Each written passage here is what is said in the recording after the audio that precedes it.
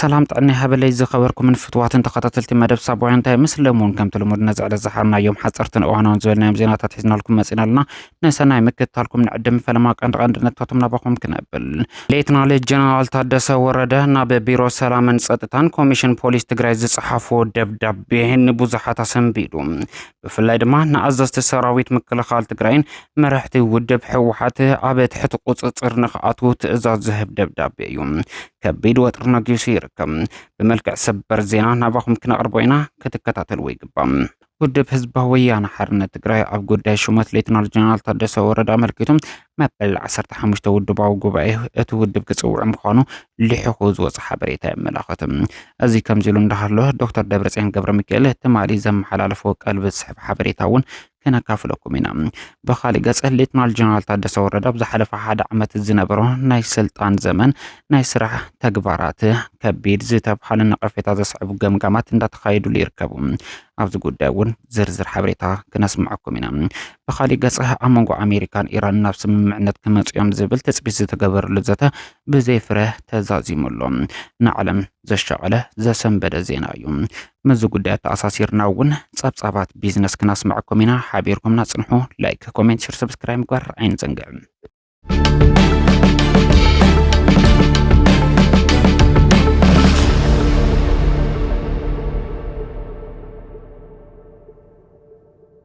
ألا تنسى إيسوس كريستوس تسقيلو بجزاء فقادو ناب مقابر وريدو نموت كعب موت زسعرلو فليت علتيا مقابر عاق مسينو موت تسعيرو زي تف برهان بريهم أملاق بسلطانو تلعيلو أي خدوين دنجيسم نسقلتو زيت حبابرو تدناجيسم ماتون موصنون سيناميم عب سقلتو برهانم زخلو عب تنسعي برهانم هيبم عب سقلتو زدنجصو زبقايم عب تنسعي بحاجوسن دستان عليلو ميبل قدوس مصحفنا زبعኛ مقابر كونه نايت مقابر امني كحزو يخالن موت ون يخالن مغنزما اسيرو كصلحو فصيم يمكرن كله كجبر زخل غويتانا بحيلو نموت سعيرو مقابر فنصحلو زوصلو فليت علت تنسايا نخلهم صعبت امنت كريستنا انكو احنا بزعلت زيا ابصحكم ابصحنا التاو ملختنا يوم عالم بهانقوتا كتكتاتلو زصنحت زتا امريكان ايرانن بزيفره كم زتبتنه تغليصو وكيلات كلتين هاجرات اب باكستان تمالي غص نغص تراخيبم اب زتفلالي غدات بعمقت ولاقان تمخرم لما انت جن اتزنبره مخكرن زتن وصيت البو كم زنبره تغليصلهم بفلاي دما دحري 47 عامات نفلما وان مرحت ايران امريكان غص نغص تراخيبم نخ مخرو عدل زخفتت باكستان اتزت بزي وصيت مززامو نعلم زشقله زسنبده خوين يركب نخلتا سمون زاكل توكسي تطون مبالاب سممعنا زبصحا اذن كلتا هاجرات ات توكسي تطون مبال سممعنت بزلاقنت ناب توكس مقراص نمبصح اب باكستان كراخبا كيلنيان يخون بر منግስት امريكا بز ጉዳይ አመልኪቱ اب ززرغحو حابريتا امريكا نزقربتهم قدم كونت ايران كتقبل كم زي خالت بمطقاس ازي بزحزن منغدي بزي سممعنت بزي فرته بتينا كبلو غليصملو مختل بريزيدنت امريكا زخونه جيمس ديفيد فانس ابز ጉዳይ አመልኪቱ زرغو حسفح زبل حابريتا نا امريكان ايرانن وصيتاو زخونه زتا كايدنا دحر مبال بزي فرنا امريكا كنملس تجددنا لنا كبل غليصلو از دماني ايران كبيد واغا كم زخفلايو اتم مختل بريزيدنت اب زرغو مغلصي زتقاسم ازي مزخون دما منغو كلتيوم حاجرات نخلت سمون كصنح استبصح سممعنت مززازم داغم ناب كوينات زملسلو بايتاك فطر كم زخل بركز زبلو مع خنازينا علمنا اندا صبصب يركبو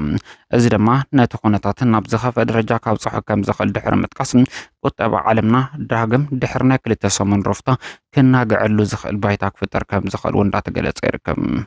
اب بعل تنساي نزت اميو بمعنقاله نزصمو بمستاي كريستيانو غبانا بموصا كنخبرو يغبا كبل باتريارك بصو قدوس ابونا ماتياس صويام باتريارك ارثوذكس توحيد بيت كريستيان ايثيوبيا بصو قدوس ابونا ماتياس نبعل تنساي ملكيتهم نينغو عبصحكم ملختام محلاليفهم لو كاب موت حاتيات ادحينو اف دغ تنساي زخفتنا غويتانا يسوع كريستوس انكو عنا برهان تنساي بسلام ابصحنا ابصحكم كنبل يفتو كبل زغلصو اتم ابونا ملختي سناي تمنيتهم بمقصالون ناي غويتانا موتن تنساي دنگتኛ زي خونس عالم ዝድሓነሉ ብሕታዊ መንገዲ ቤዛነት ምዃንን እዚ እውን ብፍቃድ ዝተፈጸመ ምዃኑ አብሪሆም እዮም።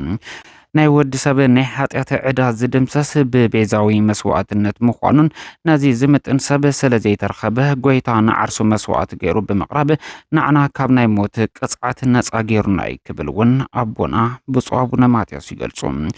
ምእመናን ናይ ትንሣኤ ሰባት ብምዃን ብመንፈስን ብሞራልን ብምዕባይ ብርሃን ዓለም ክኾኑ ይግባእ ክብሉ እቶም አቦና ዝገለጹ እንትኾኑ መንባረ መሳርሕታት ናይ ጸልማት ሓይሊ ክኾኑ ይግባእን ክብሉ እውን ምኽሪ ሓሳቦም ገሊጾም ኣሎም። ክርስቲያናት ነቲ በዓል እንተኽብሩ ኣብ ዝተፈላለዩ ጸገም ንዘለዉ ወገናት ክድግፉ ይግባእ ክብሉ እውን ብፁዕ ወቅዱስ አቡነ ማትያስ ኣብ ዘሕለፎ ናይ ሰናይ ተምኒት መልእኽቶም ጠቂሶም እዮም። ንዝሓለፈ ሓደ ዓመት ፕሬዝደንት ግዚያዊ ምምሕዳር ትግራይ ኮይኑ ዘገልገለ ሌተናል ጀነራል ታደሰ ወረደ ዳግመ ነቲ ስልጣን ተቆጻጺሩ ንሓደ ዓመት ክዘልቕ ሓድሽ ሹመት ምውሃቡ ስዒቡ ብርክት ዝበሉ ናይ ተቃውሞ ድምፅታት እንዳተሰምዑ ይርከቡ።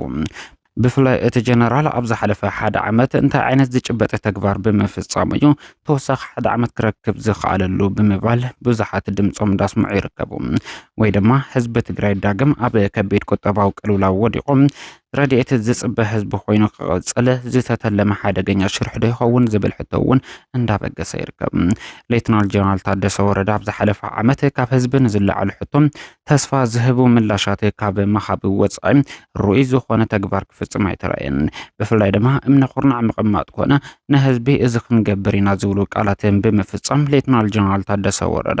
ኣብ ዝሓለፈ ሓደ ዓመት ኣዝዩ ኣብ ጽዑቕ ስራሕ ተጸሚዱ ዋላ እኳ እንተጸንሐ እዞም ቃላት ናብ ምድሪ ኣውሪዱ ከሽርፍ ዝኽኣለሉ ባይታ ዝፈጠረሉ ዝኾነ ይኹን መንገዲ ከም ዘየለ ግን ኣብ ዝሓለፈ ሓደ ዓመት ተራእዩ። ይኹን እምበር እዚ ውፅኢት ኣልቦ ኮይኑ ዝጸንሐ ናይ ሓደ ዓመት ናይ ስልጣን ዘመን ጸኒሒት ሌተናል ጀነራል ታደሰ ወረደ ዳግም ኣብ ዝቕጽል ሓደ ዓመት እቲ መሪሕነት ክቕጽል ምዃኑ ብወገን ፌደራል መንግስቲ ምውሳኑ ላግጽ ከም ዝኾነ ብዙሓት እንዳነቐፉ ይርከቡ።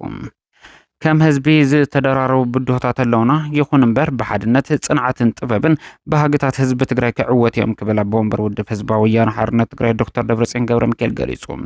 ኣቦ ወንበር ውድብ ህዝባዊ ወያነ ሓርነት ትግራይ ዶክተር ደብረጽዮን ገብረ ሚካኤል ነዚ ዝበሉ ብምክንያት በዓል ትንሣኤ ኣብ ዘመሓላለፍዎ መልእኽቲ ሰናይ ትምኒት እዩ። ንመላ ተኸተልቲ እምነት ኦርቶዶክስ እንኳዕ ንበዓል ፋሲካ 2018 ዓመተ ምህረት ብኣቆጻጽራ ግዝ ኣብጽሕኩም ኣብጽሕና ዝበሉ ዶክተር ደብረጽዮን ገብረ ሚካኤል በዚ ኣጋጣሚ ከም ህዝቢ ዝተደራረቡ ብድሆታት ኣለውና ይኹን እምበር ብሓድነት ብጽንዓትን ጥበብን ባህግታት ህዝቢ ትግራይ ክዕወት እዮም ክብል እቲ ኣቦ ወንበር ኣብ ዘሕለፎ ናይ ሰናይ ትምኒት መልእኽቱ ጠቂሱሎም። ውድብ ህዝባዊ ወያነ ሓርነት ትግራይ ኣብ ጉዳይ ሓድሽ ሹመት ሌተናል ጀነራል ታደሰ ወረደ ኣመልኪቶም ጉባኤ ክጽውዕ ከም ዝኽእል ሓደ ሓድሽ ሓበሬታ ኣመላኺቱ። ብፍላይ ድማ 9 ኣባላት ዘለዎ ፈጻሚ ስራሕ ውድብ ህዝባዊ ወያነ ሓርነት ትግራይ ኣብ ጉዳይ ሹመት ሌተናል ጀነራል ታደሰ ወረደ ብሰፊሑ ከም ዝመኽረ ዝተገለጸ እንትኸውን ድሕሪ እቲ ምክክር ማእኸላይ ኮሚቴ እቲ ውድብ ናብ ኣኼባ ንኽቕመጥ ከም ዝተወሰነ እዩ ዝተገለጸ። በዚ መሰረት እውን ማእኸላይ ኮሚቴ ውድብ ህዝባዊ ወያነ ሓርነት ትግራይ ድሕሪ በዓል ፋሲካ ማለት እውን ኣብ ዝመጽእ ዘሎ ሰሙን ናብ ኣኼባ ክቕመጡ ምዃኖም ዝተገለጸ እንትኸውን ውሳነ እቲ ማእኸላይ ኮሚቴ ስዒቡ ድማ ጠቕላላይ ጉባኤ ብምክያድ ናይ መወዳእታ ውሳነ ንምሓበ መደብ ከም ዘሎ ተገሊጹሎም። ከም ዝፍለጥ ነበር ፕሬዝደንት ግዚያዊ ምምሕዳር ትግራይ ኣይተ ጌታቸው ረዳን ዝገብሮም ምንቅስቓስ ንምምካት ህዝባዊ ውዳበ ንምፍጣር መበል 14 ውድባዊ ጉባኤ ዝለዓለ ተራ ከም ዝነበሮ ዝከር እንትኸውን ሕዚ እውን ገጢሙ ዘሎ ናይ ምክፍፋል ሓደጋ ንምምካት መበል 15 ውድባዊ ጉባኤ ውድብ ህዝባዊ ወያነ ሓርነት ትግራይ ንኽትገብር ዘግድድ ወሳነ መድረክ ከም ዝኾነ እንዳተገለጸ ይርከብ። ከም ዝፍለጥ ፕሬዝደንት ግዚያዊ ምምሕዳር ትግራይ ሌተናል ጀነራል ታደሰ ወረደ ብዘይፍላጥ ውድብ ህዝባዊ ወያነ ሓርነት ትግራይን ሰራዊት ትግራይ ናብ አዲስ አበባ ብምምራሕ ካብ ሚያዝያ 1 2018 ዓመተ ምህረት በአቆጻጽራ ገዝ ጀሚሩ እስከ መጋቢት 30 2019 ዓመተ ምህረት በአቆጻጽራ ገዝ ኣብ ስልጣን ዝጸንሐሉ ናይ ሓደ ዓመት ናይ ስልጣን ወሰኽ ሒዙ መምጽኡ ዝዝከር እንትኸውን እዚ ውሳነ እዚ ብወገን ውድብ ህወሓት ቁጥዕ ከይፈጠረ ከም ዘይተርፍ ዝነገሩ። ነዚ ስዒቡ ውድብ ህዝባዊ ወያነ ሓርነት ትግራይ ኣብዚ ጉዳይ ህዝቢ ክመኽረሉ ዝኽእልን ውሳነ ዝሕልፈሉ መድረኽ ንምፍጣር ኣንፈታት ኣነፂራ ትሰርሕ ከም ዘላ ሕዚ ዝበጽሐና ሓበሬታ የመላኽት። በዚ መሰረት እውን ተፈጢሩ ዘሎ ሕርኽራኽ ንምጽራይ መበል 15 ውድባዊ ጉባኤ ውድብ ህዝባዊ ወያነ ሓርነት ትግራይ بحنقوتا تثبيت ዝግበረሉ ክኸውን ከም ዝኽእል ተጠቂሱሎም ፕሬዝዳንት ግዚያዊ ምምሕዳር ትግራይ ሌተናል ጀነራል ታደሰ ወረደ ናብ ቢሮ ሰላምን ጸጥታን ትግራይ ሓዊሱ ናብ ፖሊስ ኮሚሽን ትግራይ ዝጸሓፎ ደብዳቤ ኣዘራራቢ ኮይኑሎም ልዑል ጥንቃቐ ኣድላይ ክትትል ምግባርን ስጉምቲ ምውሳድ ሰላም እዛዝ ይምልከት ብዝብል ዝተጻሕፈ እቲ ደብዳቤ ነባር ቤት ምኽርናን መንግስትናን ንመልስ ግዚያዊ ምምሕዳር ሒዝና ኣይንምክትን ግዚያዊ ምምሕዳር ምስ ፌደራል መንግስቲ ብሚስጥር ተረዳድዩ ስልጣንና ሓደ ዓመት ኣናውሑ ፕሪቶሪያ ኣብ ዝፈረሰሉ እዋን ላድ ስምምዕነት ፕሪቶሪያ ዝኾነ ግዚያዊ ምምሕዳር ትግራይ እንዳናዋሕና ኣይነብርን ግምት ንምኸታ ይምጥንን ብሕታዊ መዋጾና ጽምዶ እናተባሃለ ቁልዕ መንግስቲ ብሓይሊ መልጢ ናይ ምዕላው ወይ ከዓ ናይ ምውጋድ ተግባራት ምንቅስቃሳት ይረአየሎ ክብል እቲ መግለጺ ወይ ከዓ እቲ ደብዳቤ የመላኽት ናይ ዝመርኣያ ዝኾነ ድማ ኣብ ማእኸላይ ዞማ ብሽመ ቤት ምኽርታት ናይ ዕልዋ መንግስቲ ኩናት ኣዋጅ ወጀሎ ክብል ጠቂሱሎ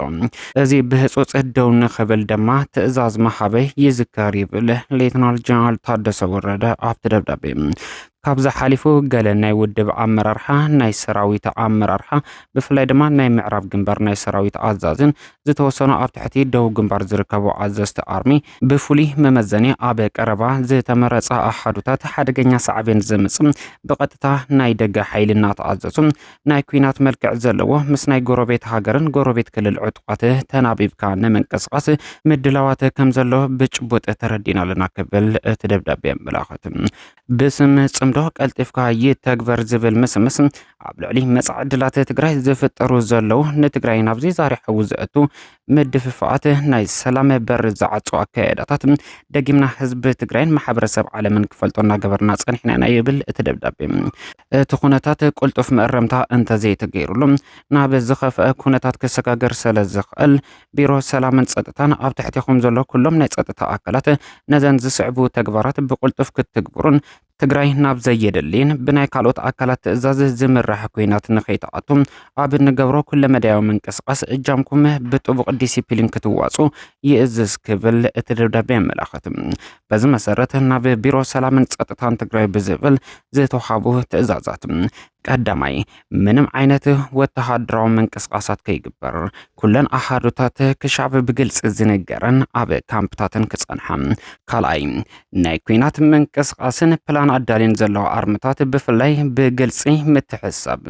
ካብ ተንኳሳይነት ኣይንዕቀብን እንተይለን ድማ ንህዝቢ ምቅላዕ ኣድላይ ኣራም ዝተባሃለ ስጉምቲ ክውሰደን ምግባር ሳልሳይ ዝኾነ ኣዛዚ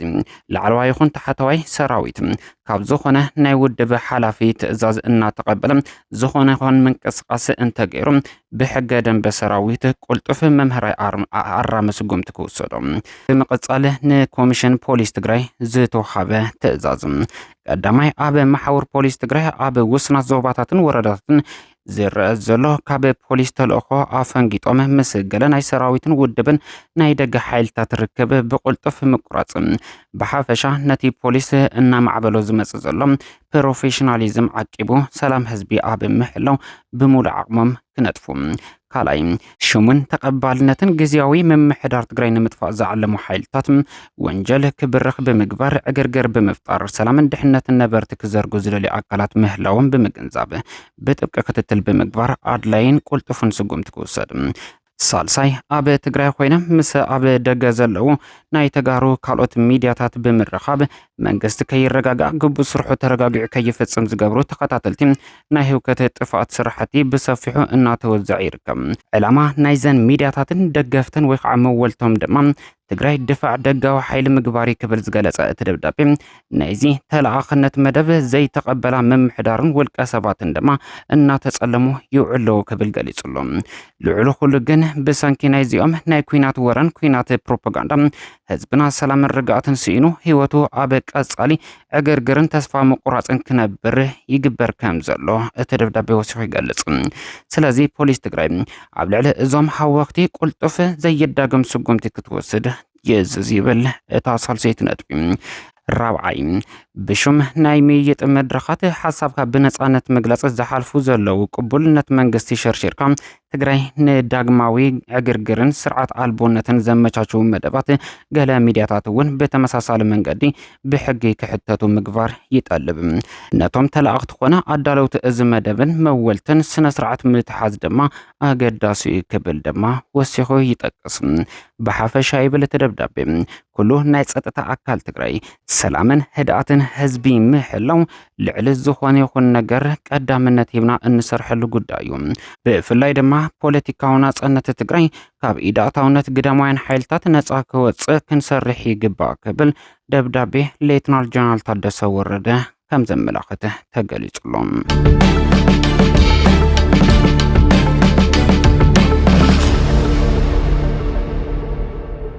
አበ መወዳታ ናብ ቢዝነስ ዜናታትና ክንሰገር ከለና አበ መንጎ አሜሪካን ኢራንን ተማለ ዝተኻየደ ዘተ ብዘይ ፍረመ ብታኑ ስዒቡ ዋጋ ነዳዲ ዓለምና ክውስኽ ከም ዝኽእል እንዳተገለጸ ይርከብ $124 አበ ኩናት ዝሓለፉ 40 መዓልታት በፂሑ ዝነበረ ናይ ሓደ ደፍድፍ በርሚል ነዳዲ ዋጋ አበ ዝሓለፉ መዓልታት ብፍላይ መንጎ አሜሪካን ኢራንን ንኽልተ ሰሙን ዝጸንሕ ተኩስ ተጠው ናይ ምባል ስምምዕነት መብጽሑ ስዒቡ ናብ $94 ክቕንስ ክኢሉ እዩ ይኹን እምበር ኣብዚ ጉዳይ ሎም መዓንቲ ቅድሚ ሒደት ሰዓታት ኣብ መንጎ ክልቲኦም ሃገራት አበ ፓኪስታን ክካየድ ጸንሐ ዘተ ስዒቡ ዋጋ ነዳዲ ናብ ሰማይ ክዓርግ ዝኽእለሉ ህሞት ከም ዝተፈጠረ ዝተገለጸ እቲ ኣብ ፓኪስታን ዝተኻየደ ዘተ ውጽኢት አልቦ ብዘይፍረ ዝተበተነ ምዃኑ ስዒቡ ዋጋ ነዳዲ ዳግም ናብ 100 ክሰገር ከም ዝኽእል እንዳተጠቐሰ ይርከብ እዚ ድማ ዳግም ቁጠባዊ ሸቕሎት ናብ ዓለምና ሒዙ ቅልቅል ዝበለ ጉዳይ ኮይኑ ይርከብ ፓኪስታን ኣብ መንጎ ክልቲኦም ሃገራት ዝተበጽሐ